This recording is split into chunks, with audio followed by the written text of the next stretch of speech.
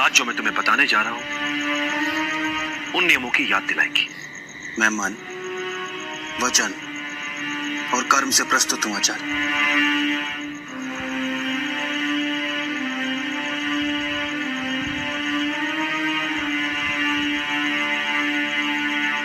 एक राजा को सदैव बुद्धि से शासक और मन से साधारण प्रजा का हितैषी बने रहना चाहिए। राजा वो व्यक्ति होता है जिसे बहुजन के हित में सामाजिक संतुलन बनाए रखने के लिए चुना जाता है। प्रजा ही अपने लिए एक राजा को चुनती है। इसलिए एक सच्चा राजा वो होता है जो अपनी प्रजा के हितों के उत्तरदायित्व का वहन करता है।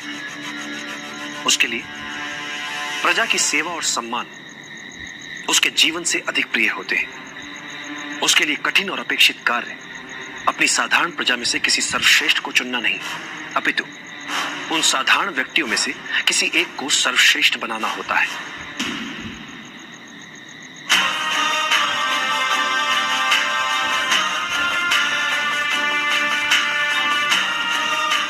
एक राजा के लिए सबसे बड़ी चुनौती होती है पूरे देश को सफलता और समृद्धि के महान लक्ष्य को प्राप्त करने के लिए न केवल उन्हें प्रेरित करे, अपितु प्रजा के लिए ही उन्हें प्राप्त करके भी दिखाए।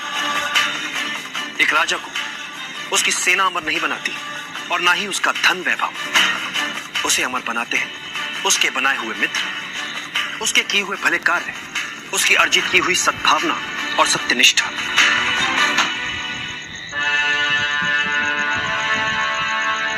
एक योग्य राजा कभी अपने शत्रुओं से नहीं डरता, अपितु शत्रु स्वयं एक राजा से डरते हैं।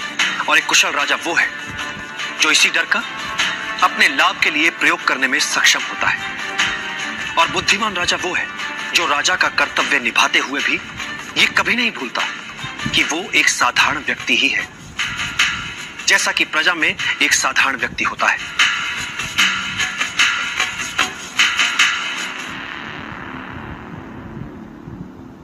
ये व्यवस्था ही है जो किसी को राजा तो किसी को प्रजा बनाती है। और ये व्यवस्था कई छोटे छोटे साधारण जनों से बनती है। इसलिए राजा जो करे जो सोचे तो साधारण जनों के हित में। प्रजा का विश्वास और समर्थन एक साधारण राजा को असाधारण, शक्तिशाली और लोक